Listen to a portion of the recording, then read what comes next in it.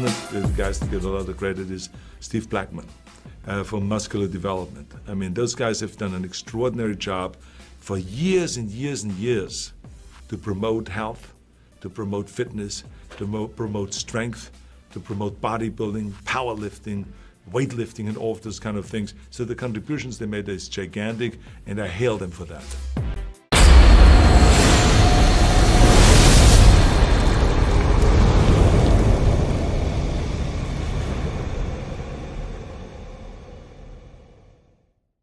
Hey everybody, welcome to my wrap-up of the Arnold Classic Australia, which happened over the weekend in Melbourne, Australia.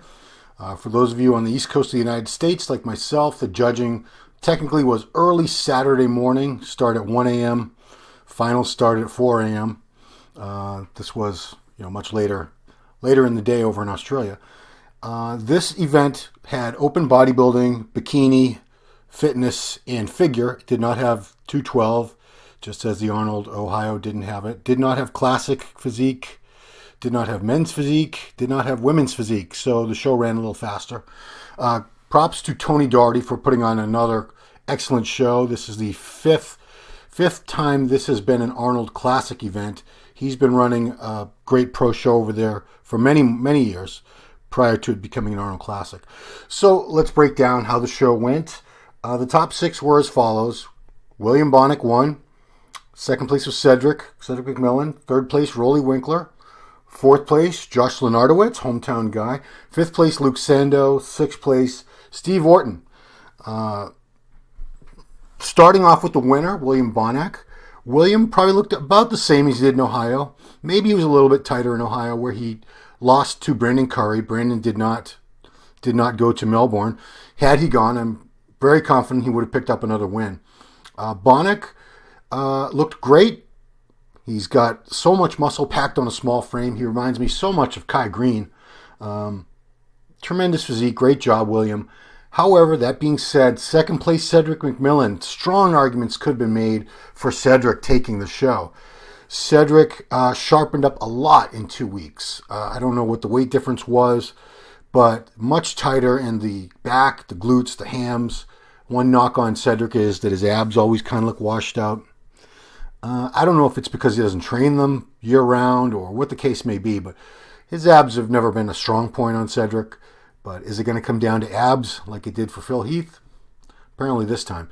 A lot of people like Cedric's physique, prefer Cedric's physique because he is taller, wider, just such an aesthetic shape and flow to his physique. It's a pretty physique. It's really an updated version of the classic bodybuilding physiques of days gone by. Guys like Arnold Schwarzenegger, Bob Paris, Lila Brada, Francis Benfato. But he is 6'2", 270 pounds, tiny little joints, small waist. Everything just flows so nicely on Cedric's physique. Why didn't he win? People are asking. It came down, I guess, to William Bonac having a little more detail in the muscles, a little better condition. That's really about it. Cedric, one thing that I would like to see on Cedric is a little more confidence, a little more, I don't want to say aggression, but I feel like if Cedric had the appearance that he wanted it more, he had that eye of the tiger up there, it might sway the judges if it's really close, which in this case, it had to be very, very close. Because Cedric's got this amazing physique, and when he's on, he's very tough to beat. This was the best I'd seen him in a long time. Very strong case could have been made for Cedric winning. A lot of people are upset that he didn't win.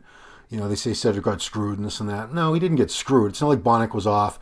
And Bonac is no slouch. Bonac has, he's been high up in these shows for a very long time now, the past few years. He's no slouch. So losing to Bonac, nothing to be ashamed of. Third place, Roelly Winklaar. This is where I had a problem. This is where a lot of people had a problem. I would not have had Roelly third place. I don't know if I even would have had him as high as fifth, to be honest with you. I could have seen him going down to sixth in this particular show. Now, Roelly, when he's at his best, he's amazing. Roelly could have been as high as second at the Olympia. He was a strong third. When he's full, when he's got the tight little waist, condition is on, he's just more confident. He has that aura of a champion. Roelly's been at this a while now, and You know, Roelly won this last year in Australia. He had tightened up 15 pounds from 2 weeks prior in Ohio, came back, came to Australia 2 weeks later and beat a few of the guys that had beaten him at the Arnold Classic Ohio, including the winner, William Bonac. This time, he tightened up a little bit more, but not much more. What happened, what I was seeing was that he flattened out a lot. He flattened out. Muscles didn't have the same fullness, the same pop as they usually do. And that's saying a lot because Roelly's one of the guys with the most round, full muscle mass, the largest amount of that in the IFBB right now. He's huge, but he's got that nice round, pretty bubbly look to the muscles. Didn't really have that here. He was flat. My suspicion is that he probably tried to drop a ton of weight, and it was mostly in the form of water. He looked dehydrated. He looked uncomfortable up there. His posing was really off, awkward, off kilter. His back shots in particular was not hitting them right. His rear lat spread, his rear delt bicep. You know, one shoulder would be up too high, one lat would be rolled over more than the other. He had to be very uncomfortable. You know, we saw him in Arnold, Ohio, cramping up badly on stage in the abs. I didn't see anything like that happen here. And let me preface this by saying I was not in Melbourne. I watched the live stream, and then I had to check out the high-resolution pictures that we had to really make my analysis here. But it was still very obvious. Another thing I noticed with Roelly now is his right leg is down in size. I know he had knee surgery back in January. Didn't get that clarified, but now I'm almost certain it had to be the right leg because it's definitely down in size. You can see it. Both legs are down from where they normally are. Roelly has enormous quads typically, but especially the right quad is atrophied. It's hopefully it's something he can fix fairly soon. Just needs more time for it to come back because obviously if he had surgery in January and the Arnold was the last weekend in February going into March, that's not much time. You know, he did not have time to get the muscle back that he lost by not being able to train. But, you know, he went ahead and did the shows as he had been contracted to do, like a trooper. But would have had him in third place here? No, that was a gift. It was too high. You know, there's always speculation. There's always conspiracy theories. When someone's a top Olympian, as he is now, it's felt among some quarters that they push that guy. They can't let him place too poorly at any shows, or else it lets him set up. I don't think in my heart of hearts the judges have that agenda, that they're really that concerned about protecting someone's status at the Olympia, because the Olympia is 6 months away, and you show up looking great at the Olympia. It doesn't matter how you looked earlier in the year, how you placed, and what shows you won. It really doesn't matter. All that matters at the Olympia, as it does in any show, really, is how you look that day compared to the other people. Fourth place, Josh Lenartowicz. Josh tightened up considerably from Ohio, as I knew he would. This was his hometown. It's his home country. He wanted to make a really great showing here. Tightened up a lot, especially the lower body, which was a little blurry in Ohio. His condition was much better here. He flattened out a little bit.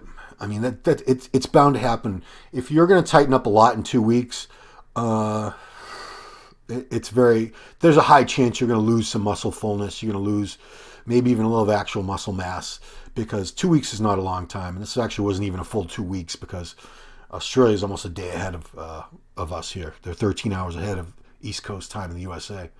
So Josh, good showing. I thought he looked a lot fuller in Ohio. Condition was better here, but fourth place, probably about where he belonged. Luke Sandoe's condition. Some people were saying his condition wasn't as good as Ohio. I disagree. I think his condition was the same. I think he flattened out. I think he lost, again, some muscle fullness. And what happens when the muscles don't really push out against the skin with that fullness, when they're fully carved up and so on, you do have a flatter look, and it actually appears that the condition is diminished when that's not the case. The body fat is the same. The water is probably exactly the same. It's just now you don't have the muscles pushing out against the skin as much, and it leads to a different appearance. It looks like your condition has gone down when it hasn't. But fifth place, not bad. I mean, he was third in Ohio. He looked better in Ohio.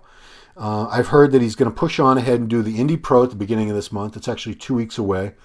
For redemption, because that was a show he took third at last year and he wants to win it. So After that, I'm assuming he's going to rest up, and I want to see Luke come into the Olympia this fall, guns blazing, just like Ohio, but maybe even a little bigger, even a little tighter. I could see him in the top 5 this year. He's that good. Wrapping it up, Steve Orton from New Zealand. Steve looked phenomenal. Steve had the best condition in this show, bar none. Definitely the most conditioned man up there. Plenty of muscle mass, crazy bicep peaks, quad sweep. Very strong showing for this guy. I was very impressed with Steve Ox Orton. I was impressed with him last year, but he's improved. You could make arguments to have him as high as 4th in this. Not many people would have complained. He was really good. He's really good. He's going to be even better because he's definitely young and hungry, and he's getting better as these shows go by. But to wrap it up, congratulations to William Bonac. You look great. I want to say deserved the win, but you know what? In a case like this where they were both so good, Cedric, they both deserve the win. But you can't have 2 winners. You can't have a tie in a bodybuilding contest. Somebody's got to win and somebody's got to take 2nd place. Unfortunately, for a lot of the people who prefer the Cedric type of physique and are fans of Cedric, I am for sure. This time it slipped away from him. But, I'm hoping Cedric comes to the Olympia this year, even better condition than that. Cedric's never really brought his best to the Olympia. He's looked really great at some of the spring shows in the past that he's won, like when he won the Arnold, when he won the New York Pro. Brought really great condition to the San Marino Pro back in 2017 when he, there was a post-Olympia show, but I've never seen him look his best or even close to it at the Olympia. So if you're listening, Cedric, please, that's what we want to see. I want to see you up there battling like you should be. You deserve to be. You're that good. Again, props to Tony Doherty putting on another great event. It's an Arnold Sports Festival, just like the one in Ohio. So they had 20,000 athletes in 40 different sports, which is almost, 10,000 athletes in 40 sports, which is pretty much almost exactly half of what they had in Ohio. But that's still a tremendous amount of events going on for one promoter to have to handle on a weekend. So good job. So that's it. Another great Arnold Classic Australia. There's another one coming up in April in Brazil. We'll see who shows up for that one. And that's it. That has been my finals wrap-up of the Arnold Classic Australia. Thanks for watching, and make sure to get over to musculardevelopment.com to check out, or our YouTube channel, Muscular Development. Check out all the videos that we did from the stage there, posing routines, judging call-outs, awards. And on the musculardevelopment.com website, we have a full photo gallery with all the high-resolution images. You can really scrutinize these guys in every pose, see where you would have had them. That's it. Thanks for watching. We'll talk to you later.